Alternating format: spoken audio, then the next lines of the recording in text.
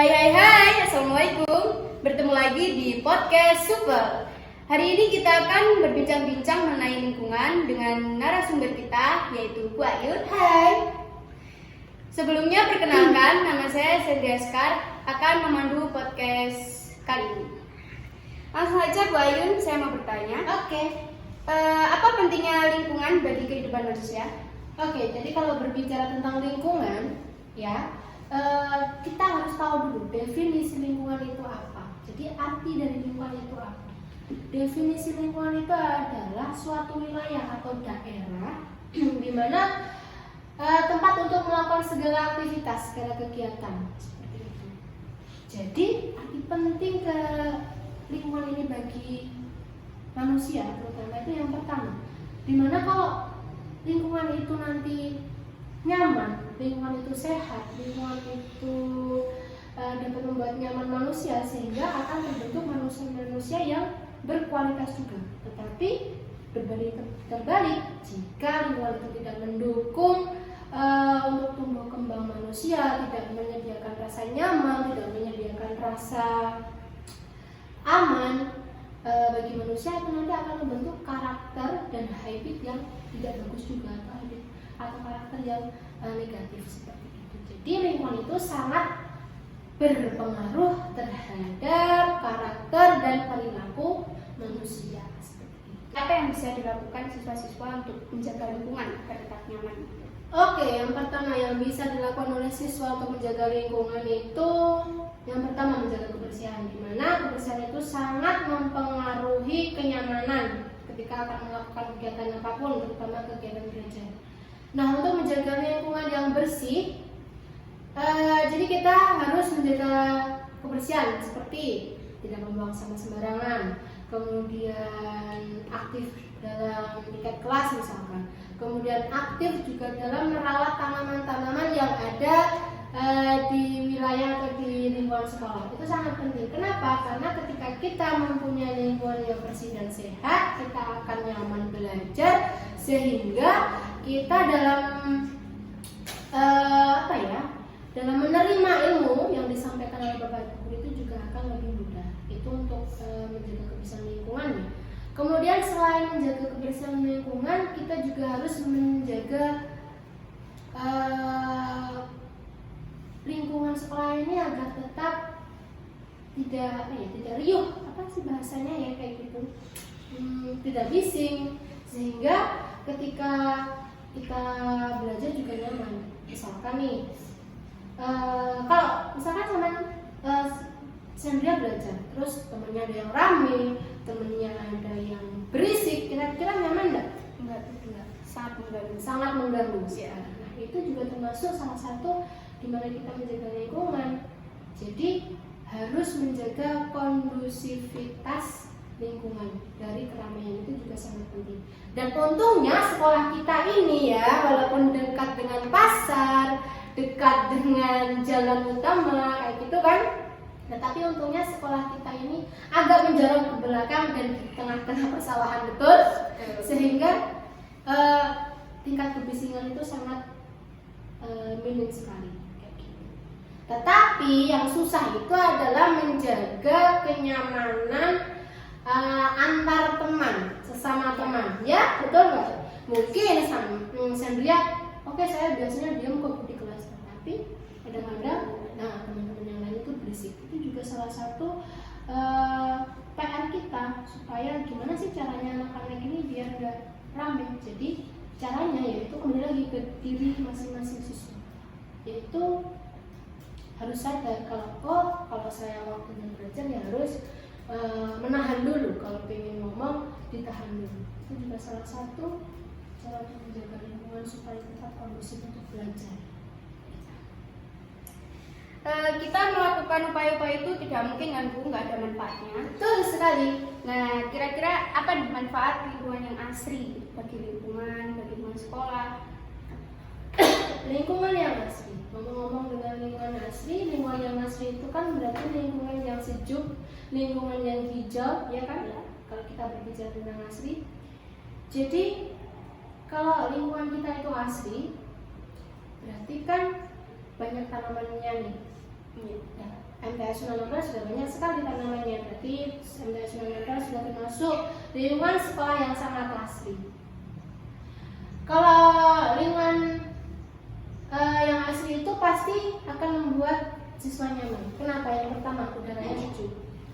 Yang kedua, ketika kita akan melakukan kegiatan apapun,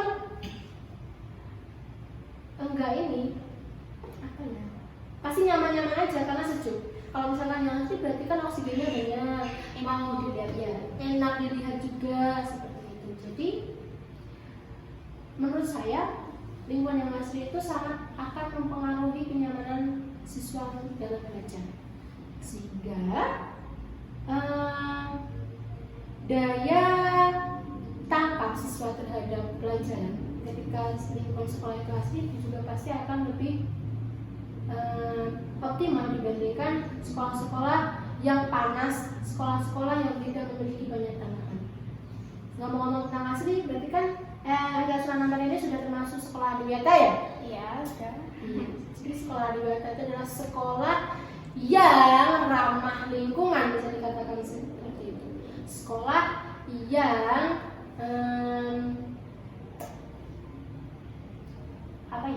sekolah yang membiasakan diri dengan lingkungan yang bersih dan ramah lingkungan.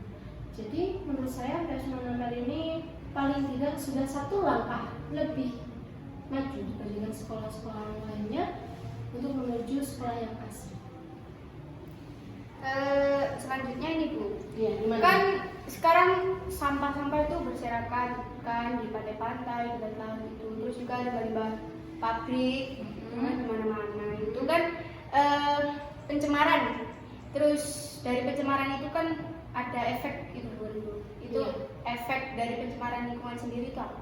Yang pertama, pencemaran lingkungan ini akan sangat berdampak terhadap kesehatan masyarakat dan akan berdampak terhadap kesehatan mental manusia. Kenapa? Ketika seseorang ini terpapar pencemaran, terkena dampak pencemaran, pasti kesehatannya akan terganggu. Betul? Kalau kesehatan terganggu, pasti nanti kesehatan mental itu mau nggak mau pasti akan terganggu. Contohnya aja kayak gini, orang kalau sering sakit, kira-kira pikirannya itu sehat nggak? Bisa berpikir realistis nggak? Nggak bisa. Jadi banyak memikirkan. Betul sekali. Jadi dampak dari pencemaran itu selain merusak lingkungan hidup, akan merusak habitat-habitat binatang, juga akan sangat berpengaruh terhadap kesehatan fisik dan mental seseorang. Nah, kita kan seringkali menemukan orang-orang yang susah buat disuruh menjaga lingkungan gitu, Ya, betul. tetap asri, nyaman gitu. Kira-kira apa sih hal yang bisa dilakukan buat orang-orang itu apa sih untuk menjaga lingkungan? ya gitu kan, nyaman gitu Bu? Apa yang bisa dilakukan oleh orang-orang untuk menjaga lingkungan? Yang pertama, untuk menjaga lingkungan, sebelum menjaga lingkungan kita itu harus punya kebiasaan dari diri seseorang sendiri, harus punya rasa tanggung jawab terhadap lingkungan yang paling dekat dengan kita dulu. Contohnya, awali dari jangan membuang sampah sembarangan. Kalau misalkan nih sudah keburu jajan tapi nggak ada tempat sampah, mau dibuang di mana tempat sampah kita? Disimpan dulu, baru nanti kalau ada tempat sampah dibuang di sampah. Itu yang pertama. Yang kedua, jangan menganggap remeh sesuatu yang remeh. Gimana ya maksudnya? Maksudnya jangan menganggap sepele sesuatu yang remeh. Contoh, misalkan ada sampah plastik nih, ya kan? Biasakan untuk memungut sampah itu dimanapun tempatnya. Nanti walaupun itu kecil, kadang-kadang kan anak-anak gini ya, ada sampah, alah ya udah bukan sampahku dibiarin aja. Itu sebenarnya hal kecil tapi dampaknya besar kayak gitu. Kalau semakin kita membiasakan hal-hal kecil, itu nanti akan terbawa di hal-hal yang besar. Kita menjadi acuh.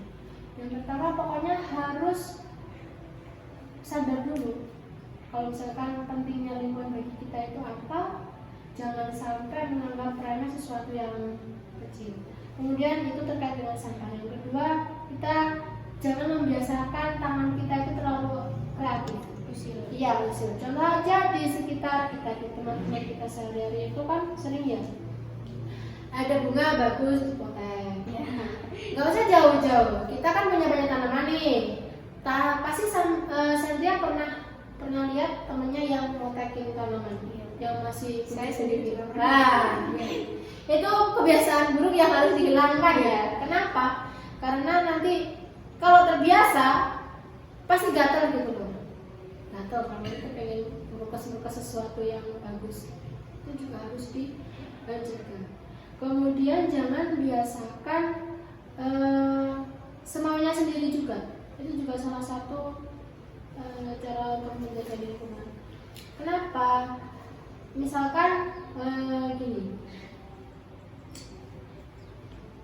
apa ya? Sebenarnya itu ini loh, terkait dengan kebisingan ya terutama. Banyak sekali teman-teman Sandria tuh yang kesini tuh bawa sepeda motor, tapi knalpotnya dibrong-brong. Ya itu juga kita nggak boleh egois. Itu salah satu cara untuk menjaga lingkungan. Karena apa? Kalau kita nggak egois, pasti kita akan melakukan sesuatu kesalahan apapun itu mikir, oh ya misalkan nanti saya buang sampah, nanti bisa merugikan orang lain, bisa mencemari lingkungan, bisa membuat orang lain gak nyaman. Gitu.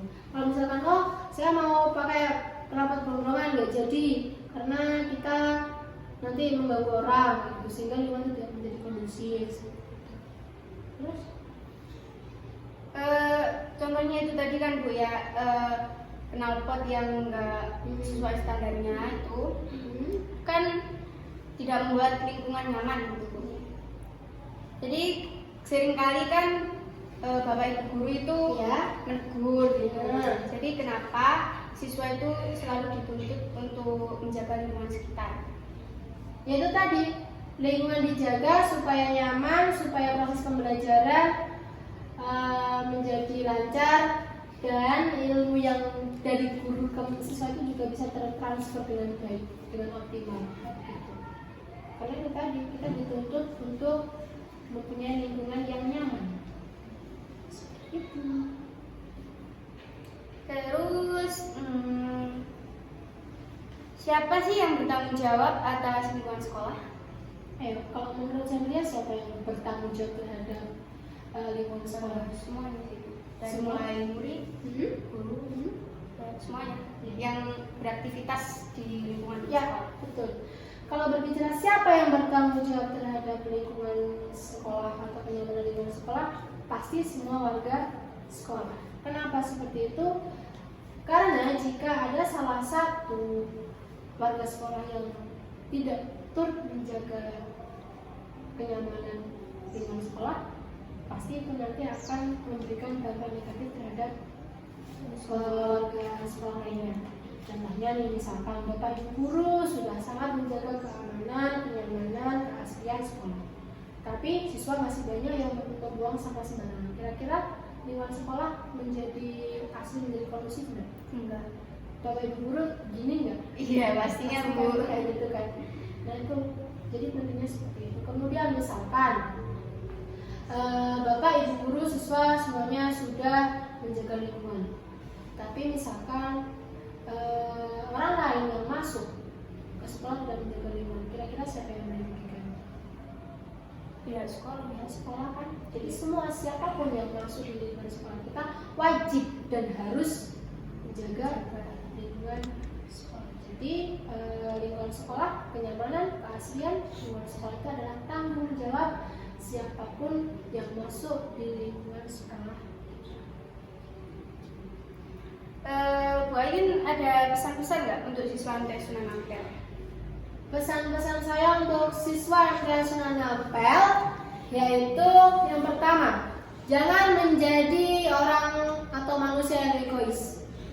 Kenapa? Karena ketika menjadi orang yang egois, kamu akan merugikan orang lain dan diri sendiri. Itu yang pertama. Kemudian yang kedua, jagalah lingkunganmu, maka lingkunganmu akan menjagamu.